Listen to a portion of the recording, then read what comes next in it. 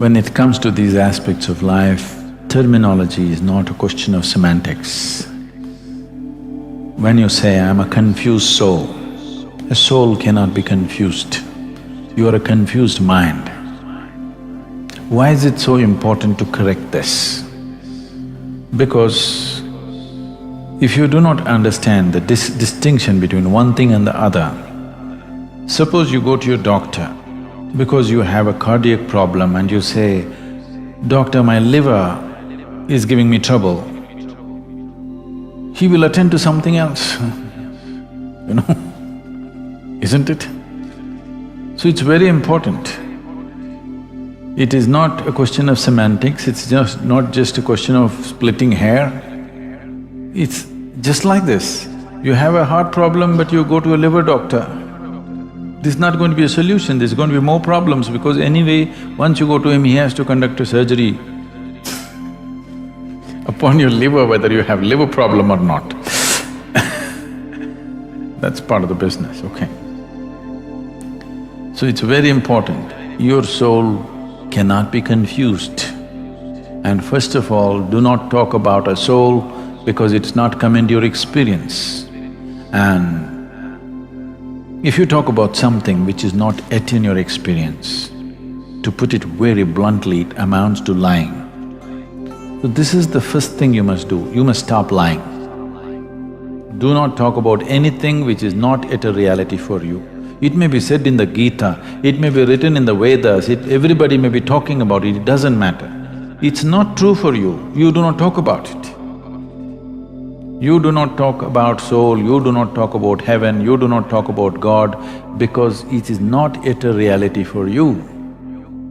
If you do not talk about these things, a certain longing will appear within you which will lead you there. If you talk about it, you will satisfy yourself with gossip, the real thing will never happen to you. You will be fulfilled with gossip. Gossip is a very fulfilling thing, you know. Yes. Yes, lot of people avoid reality just by gossiping.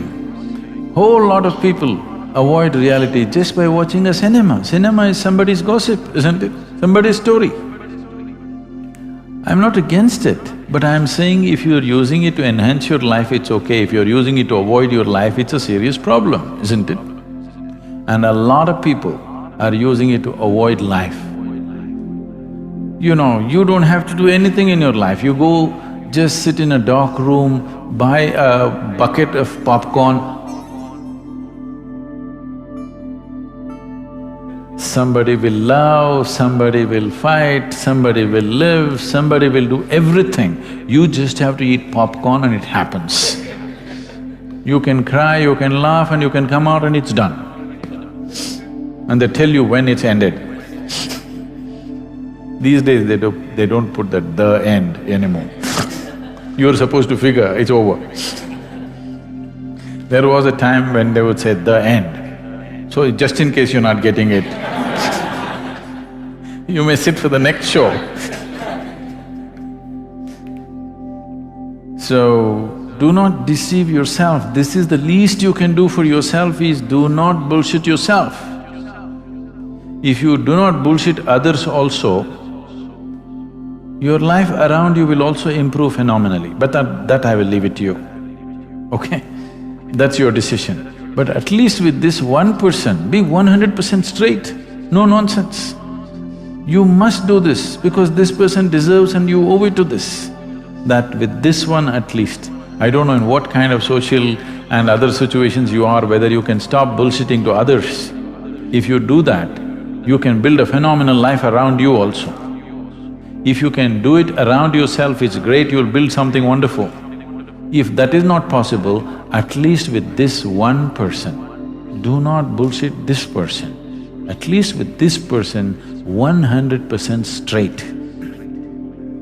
So this is simply because there was a time when this culture was a vibrant spiritual atmosphere. From those times, it is a very depleted condition right now. That vibrant spiritual liveliness is gone, but the jargon is still floating around. Wherever you go, people are talking about soul, Atma, Paramatma, this, that. the jargon is still floating around in common language and common atmospheres, though the fire is gone. Because of this, it is one way it could have been a positive influence, but it is also a negative influence because you're talking about the highest things in a mundane way, so that all the highest things will just die, just talking about it like gossip. People will discuss Gita on the tea shop, people will nothing wrong with the tea shop, I'm saying not with the necessary focus or the sanctity that it needs. Sanctity not in terms of elevating it to some place, sanctity in terms of if you want to put your hand into the milk, you would see that your hands are clean, isn't it? Because otherwise it'll go bad. This is just like that. If you want to put your hands into something, before that a little bit of care, otherwise you will become a confused soul, which is impossible. But you think it's real. Confused mind, possible. Mind can only be confused. If somebody has a clear mind, he must be a fanatic. Do you understand? The nature of the mind is confusion. That's its beauty, it's always confused because it can't figure anything. But it can gather everything and mull over it endlessly. This is the nature of your logical mind. Mind is always going to be confused unless you are a single-track idiot or you are a fanatic. Otherwise, mind will be confused. A confused mind is good. If you know how to organize your confusion, if you know how to handle your confusion, if you know how to increase the enormity of your confusion consciously, if you can handle your confusion consciously, mind is a very productive instrument. If you're looking for a mind which is not confused, you can go for a brain surgery. You can remove half of it, there'll be no confusion. Clear? The more intelligent you are, the more you will wonder, the more you will be confused about everything. The more profoundly you look at life, the more confused you will be. And it's good. Only somebody who doesn't look at anything, who's got a parallel vision, he is dead sure about everything. So you must either be an idiot or a fanatic to do that, and there's not much difference between the two. So now, your mind is confused. That is the nature of the mind. You have to learn to use the confusion to your benefit. If your mind is not confused, that means it's not constantly receiving. It is a blocked up mind, your mind has become a concrete block which is dead sure about everything. Otherwise, constantly if you're perceiving more and more information, it is always confused because it is always receiving much more than it can ever process. So much information, everything that you see, if you see little more carefully, right in this room you can see so many things that you never thought possible in your life, do you understand? If you observe just one thing, it will happen like this. It is just that people are saying like this and they don't see anything. If they pay enough attention to any one thing, you will see a simple ant can keep your focus on for the rest of your life, it has so much in it. So everything around you, if you pay enough attention, there is so much information, no way can any mind ever process it. Only an unattentive mind thinks it knows everything. An attentive mind is always wondering and confused about every little thing in the universe. And that's the way it should be.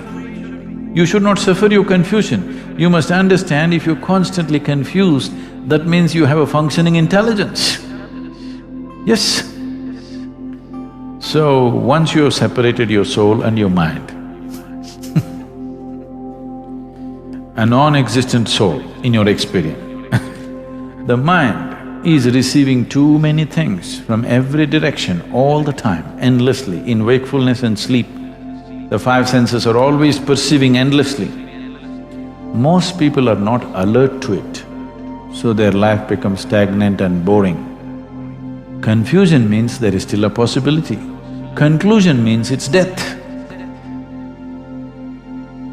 So, don't try to conclude and take away the confusion. Confusion is fine.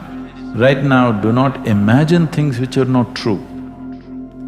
Confusion is because never in the history of humanity, anybody ever figured the nature of creation, nature of life in their mind.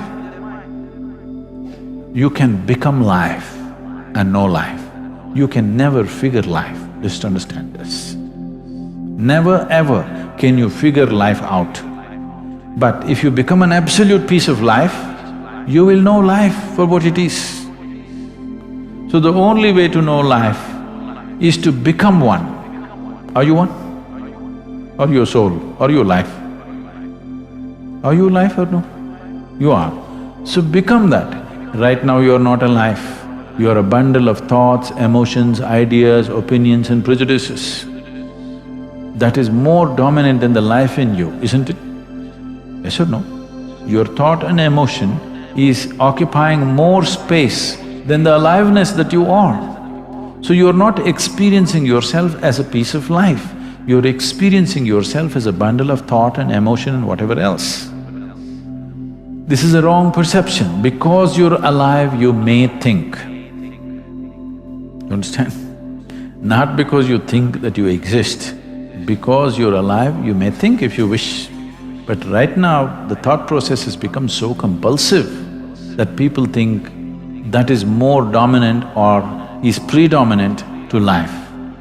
It is not so. It does not… your thought does not exist before life. Because you're alive, you may think. Thoughts, if one's thought is so, focused towards one thing in his life, nothing else seems to matter, such a person is free simply because of his thought, not a confused thought process. That thought process will not protect you. But if one's thought is like this, that it is absolutely connected to one thing and one thing only, a focused thought, such a thought can give you a lot of protection and a lot of purpose and a lot of capability. That's a different thing. But right now you are not in that state, it's better to use a simple tool. And you don't have to worry that somebody is going to affect you. You need to understand this. If you protect yourself, you will also protect yourself from well-being. Do you understand? So the protection should be such that only what is not necessary for you is filtered. You need a filter, not a wall. Yes? If you build a wall around you, it'll protect you from life itself. Lot of people are doing this. They want to protect themselves from death and danger, but what they will succeed is they will protect themselves from life. Even life won't touch them. They're so safe. Don't become like that. Life should touch you. Even if life smothers you, it's better than remaining untouched by life.